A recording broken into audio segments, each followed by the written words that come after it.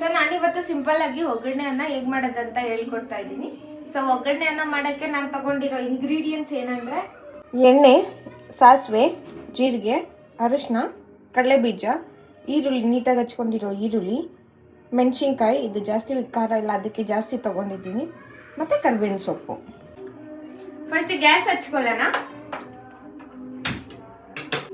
ಅದಕ್ಕೆ ಒಂದು ಸ್ವಲ್ಪ ಎಣ್ಣೆ ಹಾಕೊಳ್ಳಿ. ಎಣ್ಣೆ ಸ್ವಲ್ಪ ಜಾಸ್ತಿನೇ ಹಾಕೊಳ್ಳಿ. ಎಣ್ಣೆ ಕಾದ್ಮೇಲೆ ಎಣ್ಣೆಗೆ ಸಾಸಿವೆ ಹಾಕೊಳ್ಳಿ. ಸಾಸಿವೆ ಸಿಕ್ಕ ತಕ್ಷಣ ಸ್ವಲ್ಪ ಜೀರಿಗೆ ಹಾಕೊಳ್ಳಿ. ಜೀರಿಗೆ ಡೈಜೆಷನ್ಗೆ ಒಳ್ಳೆಯದು, ಅದಕ್ಕೋಸ್ಕರ. ಜೀರಿಗೆ ಆದಮೇಲೆ ಒಂದು ಸ್ವಲ್ಪ ಹಚ್ಕೊಂಡಿರೋ ಮೆಣಸಿನ್ಕಾಯಿ ಹಾಕಿ. ಮೆಣಸಿನ್ಕಾಯಿ ನೋಡ್ಕೊಳ್ಳಿ. ಮೆಣಸಿನ್ಕಾಯಿ ಸ್ವಲ್ಪ ಫ್ರೈ ಆದ ತಕ್ಷಣ ಈರುಳ್ಳಿ ಹಾಕೊಳ್ಳಿ.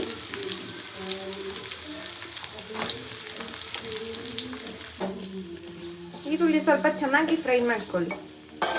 ಫ್ರೈ ಮಾಡಿ ಒಂದು 5 ನಿಮಿಷ ಬಾಣಲಿಲಿ ಹಾಕಿ ಬಿಟ್ಬಿಡಿ. ಅದು ಚೆನ್ನಾಗಿ ಮೆತ್ತಗಾಗುತ್ತೆ. ಆವಾಗ ಗೊತ್ತಾಗುತ್ತೆ ಈರುಳ್ಳಿ ಫ್ರೈ ಆಗಿದೆ ಅಂತ. ಈರುಳ್ಳಿ ಬೇಯೋಷ್ಟರಲ್ಲಿ ಸ್ವಲ್ಪ ಕಡಲೆಬೀಜನ ಹುರ್ಕೊಳ್ಳೋಣ. ಕಡಲೆಬೀಜ ಹುರ್ಕೊಳ್ಳೋಕ್ಕೆ ಸ್ವಲ್ಪ ಎಣ್ಣೆ ಸಾಕು. ಇದು ಸಣ್ಣ ಉರಿಲೇ ನೀವು ಫ್ರೈ ಮಾಡ್ಕೊಳ್ಳಿ ಕಡಲೆಬೀಜ. ಏಕೆಂದರೆ ಜಾಸ್ತಿ ಉರಿಲಿ ಫ್ರೈ ಮಾಡಿಕೊಂಡ್ರೆ ಅದು ಬೇಗ ಕಪ್ಪಗಾಗ್ಬಿಡುತ್ತೆ ಮತ್ತು ಒಳಗೆ ಬೆಂದಿರಲ್ಲ, ಕ್ರಿಸ್ಪಿನೂ ಬರಲ್ಲ. ಸೊ ಇವಾಗ ನೋಡಿ ಕಡಲೆಬೀಜ ಚೆನ್ನಾಗಿ ಫ್ರೈ ಆಗಿದೆ, ಗೋಲ್ಡಿಶ್ ಕಲರ್ ಕೂಡ ಬಂದಿದೆ. ಸೊ ಇದನ್ನು ನಾನು ಸೈಡ್ಗೆ ಎತ್ತಿಟ್ಕೊಬಿಡ್ತೀನಿ, ಇವಾಗಲೇ ಹಾಕಲ್ಲ ಒಗ್ಗರಣೆಗೆ. ಇವಾಗ ನಾನು ಕರ್ಬೇವಿನ ಸೊಪ್ಪು ಹಾಕ್ತಾಯಿದ್ದೀನಿ. ನಾನು ಕರ್ಬೇವಿನ ಸೊಪ್ಪು ಮುಂಚೆನೇ ಹಾಕ್ಕೊಂಡಿಲ್ಲ, ಯಾಕೆ ಅಂದರೆ ನಾವು ಎಣ್ಣೆ ಕಾದಾಗಲೇ ಕರ್ಬೇವಿನ ಸೊಪ್ಪು ಹಾಕ್ಕೊಂಡ್ಬಿಟ್ರೆ ಅದು ಒಣಗೋಗಿರೋ ಥರ ಆಗಿಬಿಡುತ್ತೆ, ಫ್ಲೇವರ್ ಬರಲ್ಲ. ಅದಕ್ಕೆ ನಾನು ಕರ್ಬೇವಿನ ಸೊಪ್ಪು ಇವಾಗ ಹಾಕ್ಕೊಂಡಿದ್ದೀನಿ. ನೋಡಿ ಇವಾಗ ಈರುಳ್ಳಿ ಸ್ವಲ್ಪ ಸಾಫ್ಟ್ ಆಗಿದೆ. ನಾನು ಸ್ವಲ್ಪ ಉಪ್ಪು ಹಾಕ್ಕೊತೀನಿ. ರುಚಿಗೆ ತಕ್ಕಷ್ಟು ಉಪ್ಪು ಹಾಕ್ಕೊಳ್ಳಿ. ನಿಮ್ಗೆ ಎಷ್ಟು ಬೇಕೋ ಅಷ್ಟು ಉಪ್ಪು ಹಾಕ್ಕೊಳ್ಳಿ.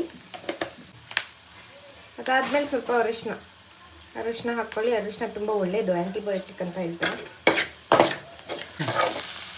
ಇವಾಗ ಫ್ರೈ ಮಾಡಿರೋ ಕಡಲೆಬೀಜನ ಅದೆಲ್ಲ ಹಾಕ್ಕೊಂಡು,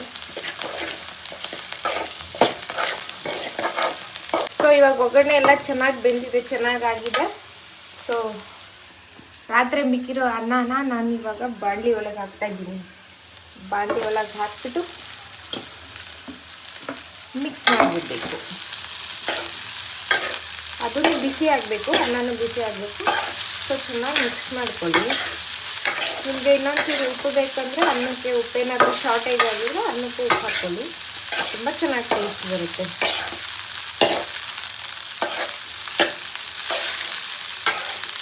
ನೋಡಿ ಎಷ್ಟು ಚೆನ್ನಾಗಿ ಬಂದಿದೆ ಕಲರ್, ಲೆಮನ್ ರೈಸ್ ಕಲರ್ ಬಂದಿದೆ. ಸೊ ಇದು ರಾತ್ರಿ ಅನ್ನ ಮತ್ತು ಇವಾಗ ಒಗ್ಗರಣೆ ಹಾಕಿದ್ರೆ ಅದು ಟೇಸ್ಟ್ ತುಂಬಾ ಚೆನ್ನಾಗಿರುತ್ತೆ. ಇವಾಗ ಒಗ್ಗರಣೆನ ನೋಡಿ ಫುಲ್ ರೆಡಿ ಆಗಿದೆ. ಇದನ್ನು ನಾವು ಒಂದು ಪ್ಲೇಟ್ಗೆ ಹಾಕೋಣ. ಇದರ ಜೊತೆ ಬೇಕಂದರೆ ನೀವು ಚಟ್ನಿ ಮಾಡ್ಕೊಳ್ಬೋದು, ಇಲ್ಲ ಮೊಸರಲ್ಲೂ ತಿನ್ಬೋದು. ಇಲ್ಲ ತುಂಬ ಟೇಸ್ಟ್ ಬರುತ್ತೆ.